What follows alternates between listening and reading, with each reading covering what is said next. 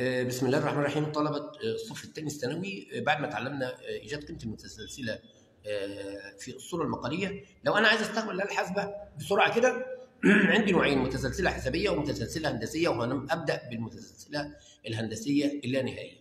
هتضغط على الشيفت وعلى زرار اللوغاريتم، عمل لك علامة السيجما. نكتب أي مسألة كده. لما أقول لي مثلا 2 في 3 أس 1 ناقص ر، 1 ناقص ر.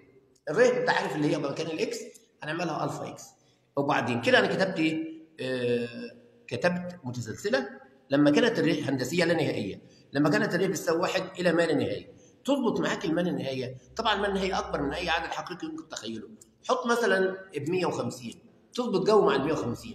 بص الناتج يطلع كام؟ هيطلع 3. روح حلها مقال، حلها باي طريقه هتطلع 3. يبقى في الما لا نهايه عوض بال 150 هتظبط معاك كل المسائل. غيره يا مستر. لو عندي برضو مسألة تانية ولتكن مثلا ادي متسلسلة، وهكتب مثلا راء تربيع ادي الفا وادي الاكس، وهنضغط على التربيع ادي التربيع، وبعدين هارجع اقول له مثلا ناقص 3 ر، ناقص 3 ر اللي هي الفا اكس، وبعدين يا سيدي زائد 1.